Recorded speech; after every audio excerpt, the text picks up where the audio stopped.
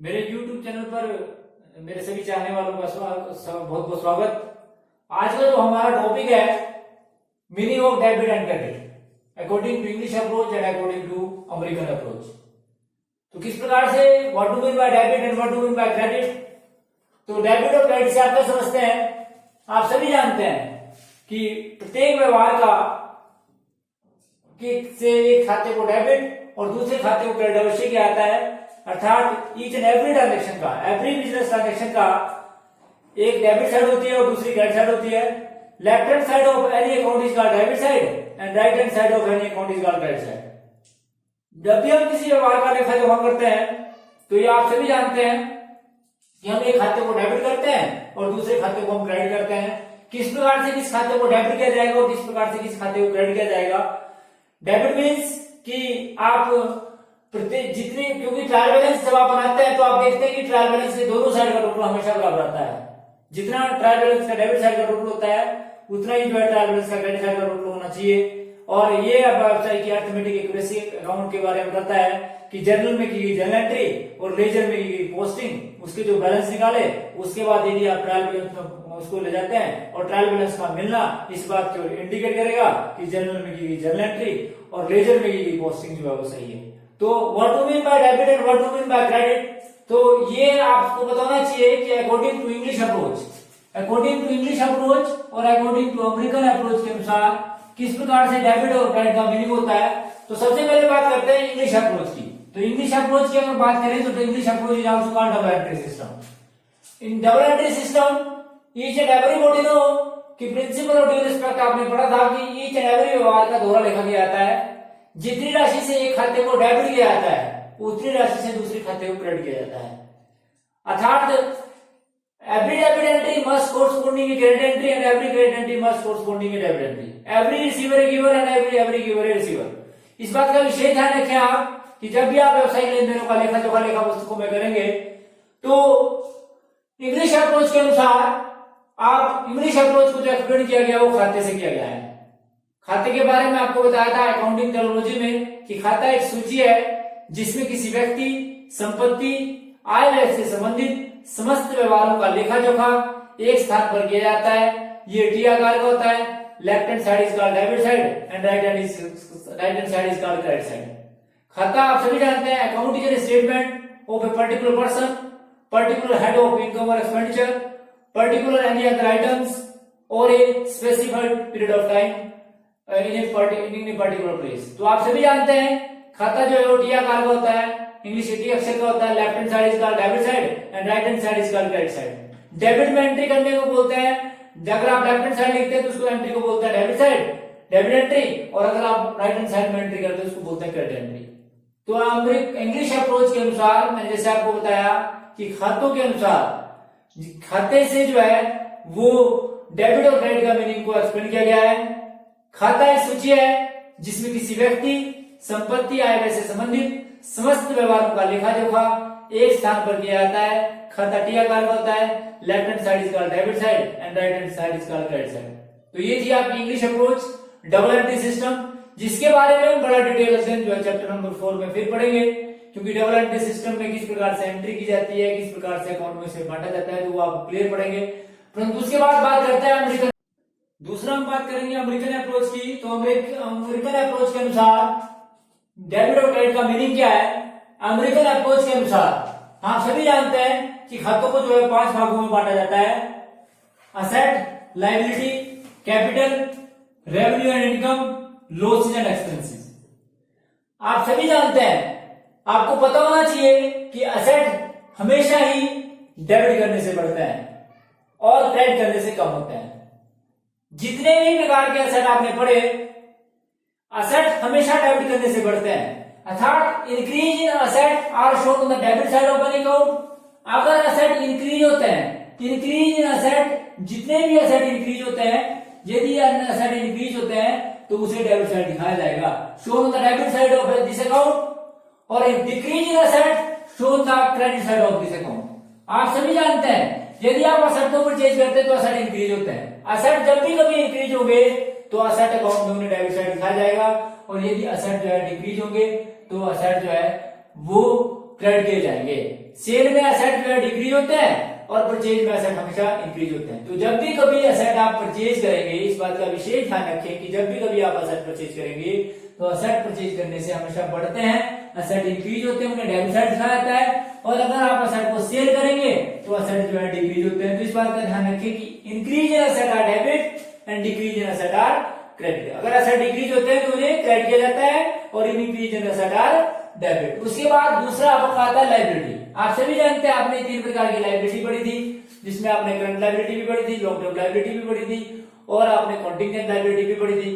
तो लायबिलिटी हमेशा क्रेडिट करने से बढ़ती है और डेबिट करने से कम होती है। तो increase in liability are credit, अगर लायबिलिटी बढ़ती है तो आपने हमेशा क्रेडिट करना है। Increase in liability are credit and decrease in liability are shown in the debit side of this account. तो इस बात का ध्यान रखिए कि अगर लायबिलिटी कम होती है तो उसे लायबिलिटी अकाउंट में डेबिट साइड दिखाया जाएगा और यदि लायबिलिटी जो है वो बढ़ती है तो उसे लायबिलिटी अकाउंट में जो है वो क्रेडिट साइड दिखाया जाएगा। तो इंक्रीज इन लायबिलिटी जो है हमेशा क्रेडिट साइड दिखाई जाती है और डिक्रीज इन लायबिलिटी जो है वो डेबिट साइड दिखाई जाती है। उसके बाद अगला अकाउंट है जी आपका कैपिटल अकाउंट। कौन सा अकाउंट है? Capital account. तो कैपिटल अकाउंट को जो है वो किस प्रकार से लिखा उसको में दिखाया जाता है। इस बात का ध्यान रखें कि कैपिटल जो है वो भी मैंने आपको कराई थी कि जो कैपिटल जो 3 प्रकार की है, जिसमें फिक्स कैपिटल, सर्कुलेटिंग कैपिटल और वर्किंग कैपिटल के बारे में आपको बताया था। तो कैपिटल हमेशा क्रेडिट करने से बढ़ती है। यदि कैपिटल इंक्रीज होती है तो increase in capital R shown on the credit side of this account. अगर कैपिटल इंक्रीज होती है तो कैपिटल अकाउंट में उसे क्रेडिट साइड दिखाया जाएगा। कैपिटल हमेशा क्रेडिट करने से बढ़ती है और डिक्रीज इन कैपिटल जो है वो डेबिट साइड दिखाई जाती है। डिक्रीज इन कैपिटल हमेशा जो है वो डेबिट साइड दिखाई जाती है। यदि कैपिटल डिक्रीज होती है तो उसे डेबिट साइड दिखाया जाता है। उसके बाद बात करते हैं रेवेन्यू एंड इनकम अकाउंट की। तो रेवेन्यू और इनकम अकाउंट जो है, अगर रेवेन्यू और इनकम अकाउंट की बात करें तो रेवेन्यू और इनकम भी हमेशा क्रेडिट करने से बढ़ती है। जब भी कभी बिजनेस में प्रॉफिट होगा, जब भी कभी आपको गेन होगा, जब भी कभी आपको बिजनेस में फायदा होगा तो हमेशा क्रेडिट करना है।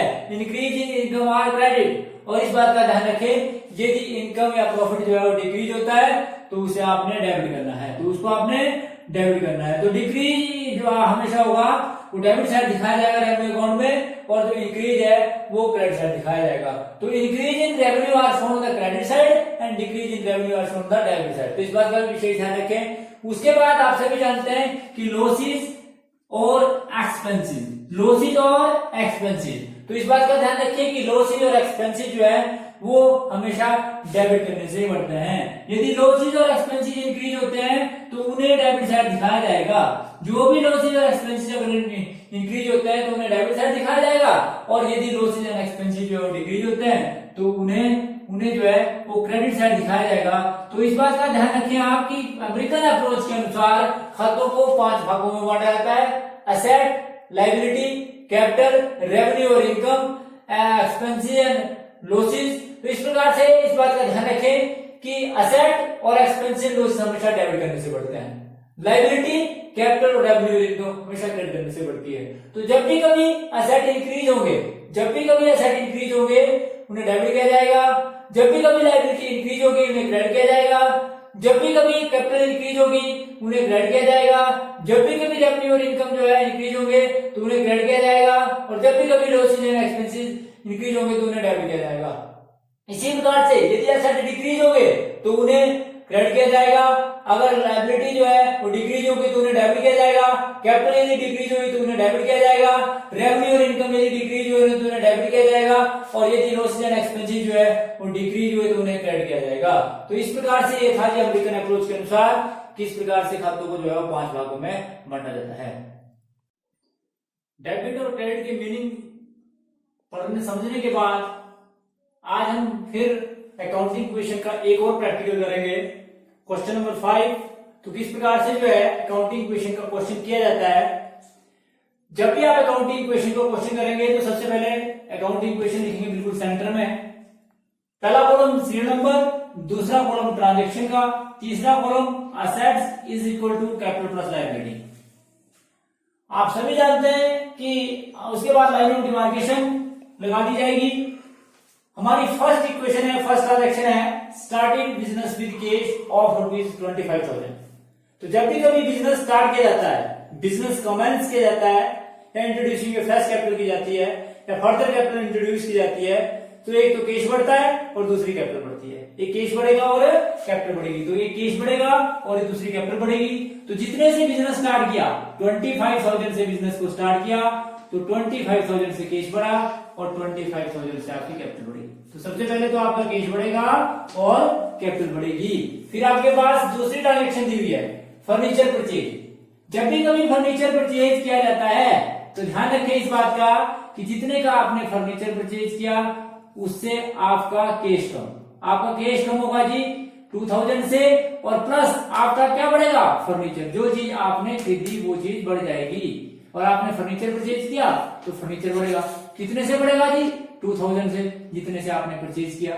तो एक तो आपका कैश कम हुआ और दूसरा आपका फर्नीचर बढ़ा। फर्नीचर जो आपका बढ़ा वो आपका आया 23,000, और दूसरा आपका मतलब इस नई इक्वेशन में आपकी बढ़ी 23,000 प्लस 2,000, और इज इक्वल टू, आप सभी जानते हैं ईच एंड एवरी इक्वेशन में asset is equal to capital plus liability, तो दैट इज 25,000। तो 23,000 प्लस 2,000 जो है वो 25,000 के बराबर आया।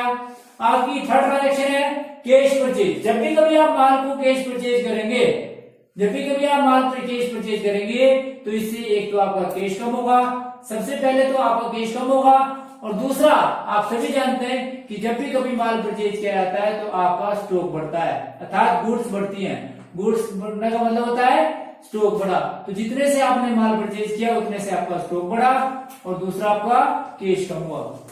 तो आपकी न्यू इक्वेशन बनी, आपकी न्यू इक्वेशन बनेगी, आपकी जो न्यू इक्वेशन बनी वो बनी थी आपकी 23,000 में से 5,000 घटाया तो 18,000 plus 2,000 plus 5,000 is equal to 25,000। तो ईच एंड एवरी इक्वेशन में असेट हमेशा कैपिटल प्लस लायबिलिटी के बराबर होंगे।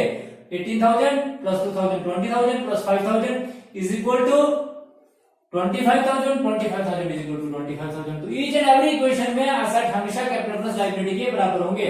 उसके बाद चौथी इक्वेशन आपके पास है purchase goods from Inder worth ₹5,000। आपने 5,000 का माल जो इंदर से खरीदा, इसकी ट्रांजेक्शन की जाएगी कि सबसे पहले तो आपका स्टॉक बढ़ा 5,000 से, जितने का आप माल खरीदते हो उतने से स्टॉक बढ़ा, और प्लस क्योंकि आप सभी जानते हैं कि अगर आप क्रेडिट में माल परचेज करते हैं, आपको ये जानना जरूरी है कि जब भी आप क्रेडिट में माल परचेज करते हैं तो आपके क्रेडिटर बनते हैं। जब कभी आप माल क्रेडिट में परचेज करते हैं तो इससे आपके क्या बनते हैं, क्रेडिटर। तो आपकी न्यू इक्वेशन बनी, न्यू इक्वेशन क्या बनी, 18,000 plus 2,000 plus 10,000 is equal to 25,000 plus 5,000। तो आपकी ये न्यू इक्वेशन बनी। और इस न्यू इक्वेशन के बाद जो आपके पास अगली ट्रांजेक्शन दी हुई है पेड रेंट। जब भी कभी आप रेंट पेड करते हैं, ध्यान रखिए इस बात का, रेंट पेड करने से खर्चों से हमेशा कैश और कैपिटल कम होती है। कोई भी आप खर्चा करते हैं तो इससे हमेशा कैश और कैपिटल कम होती है। तो एक आपका कैश कम हुआ और दूसरी आपकी कैपिटल कम होगी। तो आपकी न्यू इक्वेशन बनी 17,500 plus 2,000 plus 10,000 is equal to 24,500 plus 5,000। उसके बाद आप सभी जानते हैं कि आपने अगली इक्वेशन आपके पास दी हुई है कैश सेल। कैश सेल का मतलब होता है जब भी कभी आप माल सेल करते हैं, सबसे पहले जब कैश में बेचा आपका कैश बढ़ गया 2,000 से, आपने कैश सेल किया 2,000 का तो आपका कैश बढ़ गया 2,000 से, प्लस आप सभी जानते हैं माइनस जो आपका होगा वो क्या होगा जी, आपके स्टॉक कम हो जाएगा। अगर आप कभी भी माल जो है बेचते हैं तो इससे हमेशा स्टॉक कम होता है, और अगर आप कैश में बेचते हैं तो इस बात का ध्यान रखिए कैश बढ़ेगा, अगर उधार में बेचते हैं तो डेटर बढ़ेंगे। और आपकी न्यू इक्वेशन बनी, न्यू इक्वेशन बनी थी आपकी 19,500 प्लस 2,000 प्लस 8,000। तो आपने देखा 19 प्लस 2 21 प्लस 8 27,500 29,500 और 29,500 जो है वो आपका 24,500 प्लस 5,000, ये भी आपका 29,500 है। ईच एंड एवरी इक्वेशन में asset is equal to capital plus liability होंगी। उसके बाद जो आपने फर्नीचर परचेज किया था 7वीं क्वेश्चन में वो आपने बेच दिया। फर्नीचर था आपका 2000 का और आपने उसको 2500 रुपए में बेच दिया। तो 2000 का फर्नीचर आपने 2500 में बेचा, तो सबसे पहले तो आपका 2500 से कैश बढ़ा और फिर क्या हुआ, ये आपका कम क्या हुआ, ये आपका फर्नीचर, तो फर्नीचर कम हो गया। तो आपने जो है वो फर्नीचर बढ़ा, एक तो आपका कैश बढ़ा आपका 2500 से, दैट मीन्स की ये आ गया आपका 22,000। और आपका क्या कम हुआ जी, फर्नीचर जो था वो नील रह गया, कोई वैल्यू नहीं रही फर्नीचर की क्योंकि सारा बेच दिया। और आप सभी जानते हैं कि इसके अंदर आपको 500 रुपए का प्रॉफिट हुआ। प्रॉफिट से हमेशा कैपिटल बढ़ती है। कैपिटल कितने से बढ़ी जी, 500 से आपकी कैपिटल बढ़ी। और उसके बाद आप न्यू इक्वेशन बनाएंगे, तो न्यू इक्वेशन आपकी बनी जी, क्या बनी जी new equation, 22,000 plus 8,000 is equal to 25,000 plus 5,000, यानी कि 30,000 इज इक्वल टू 30,000। उसके बाद आपकी लास्ट इक्वेशन जो दी हुई है वो दी हुई है जी गुड्स रिटर्न टू इंदर। जब आपने इंदर को माल वापस किया, और जब आपने इंदर को माल वापस किया गुड्स रिटर्न टू इंदर, तो इससे पहले क्या हुआ कि जो आपने माल खरीदा था ना इंदर से, उसमें से कुछ माल जो है वो आपने वापस कर दिया। तो जब आपने माल वापस किया तो सबसे पहले तो आपका स्टॉक कम होगा, और दूसरा आप सभी जानते हैं आपके क्रेडिटर भी कम होंगे, 500 से। तो आपकी जो है वो न्यू इक्वेशन बनेगी, आपकी न्यू इक्वेशन बनेगी जी। आप न्यू इक्वेशन बनाएंगे, तो जब भी आप इसकी न्यू इक्वेशन बनाएंगे तो आपके पास न्यू इक्वेशन नहीं मतलब लास्ट इक्वेशन बनेगी। तो ये 22,000 प्लस फर्नीचर आपका सारा बिक गया था nil, plus 7,500 is equal to 25,000 plus 4,500। On the basis of last equation you have to prepare a balance sheet. और लास्ट इक्वेशन के बेस पे जो आपको बैलेंस शीट बनानी पड़ेगी, तो क्योंकि इसमें बैलेंस शीट बनाने को बोला है तो हम बैलेंस शीट बनाएंगे। जब भी कभी बैलेंस शीट बनाई जाती है, आप सभी जानते हैं, मैंने आपको बताया था कि जब भी कभी बैलेंस शीट बनाई जाती है तो सबसे पहले आप सेंटर में लिखते हैं बैलेंस शीट, और जिस कंपनी की बना रहे हैं उस कंपनी का नाम, एज ऑन डेट दी हुई हो, तो सबसे आप लिखेंगे यहाँ पर बैलेंस शीट, तो आपकी बैलेंस शीट बनेगी जी। बैलेंस शीट में आप सभी जानते हैं कि एक प्रकार की स्टेटमेंट होती है जो आपको वर्ष के अंत में व्यवसाय की फाइनेंशियल पोजीशन के बारे में बताती है। तो बैलेंस शीट में दोनों साइड का टोटल जो है हमेशा कैपिटल लायबिलिटी के बराबर होना चाहिए। तो ये आपकी लायबिलिटी साइड है, लेफ्ट हैंड साइड जो है आपकी लायबिलिटी साइड है, और राइट हैंड साइड जो आपकी है वो आप सभी जानते हैं। फिर अमाउंट इन रुपीज, और फिर इसी प्रकार से असेट साइड जो आपका राइट हैंड साइड का है वो असेट साइड लिखते हैं। फिर आपका अमाउंट इन रुपीज, फिर लाइन ऑफ डिमार्केशन लगा दी जाती है जी, जिसका जो बैलेंस वो लिख दिया जाएगा। तो सबसे पहले कैपिटल का बैलेंस जो बचा हमारे पास लास्ट इक्वेशन में वो आपका जी आप 25,000। इसी प्रकार से आपके क्रेडिटर जो है वो सन्नी क्रेडिटर जिसको आप बोल सकते हैं क्रेडिटर्स, वो आपके 4,500। अगर बात करें इस साइड की तो कैश आपका सबसे पहले कैश का बैलेंस बचा, कैश का बैलेंस बचा जी आपके पास 22,000। फर्नीचर आपके पास नील बचा, फर्नीचर का कोई बैलेंस नहीं बचा। यदि आप ना भी लिखें तो इसका कोई फर्क नहीं पड़ेगा, परंतु फर्नीचर लिख दिया हमने नील। उसके बाद आप सभी जानते हैं कि फर्नीचर के बाद जो हमारा अंतिम जो था वो था स्टॉक। तो स्टॉक का जो है हमारे पास बैलेंस बचा 7,500। अगर आप टोटल करेंगे तो दोनों साइड का टोटल जो है वो आपस में बराबर आया। लास्ट इक्वेशन के बेस पे जब आप भी कभी भी बैलेंस शीट बनाएंगे तो दोनों साइड का टोटल जो है हमेशा बराबर आना चाहिए। इसका मतलब है अगर आप ऐसा होगा तभी आपकी अकाउंटिंग इक्वेशन जो है वो सही होगी। तो ये था जी आपका क्वेश्चन नंबर 5। इस प्रकार से हमारा ये अकाउंटिंग इक्वेशन का क्वेश्चन नंबर 5 समाप्त होता है। Thanks for watching the video. Please like subscribe my channel.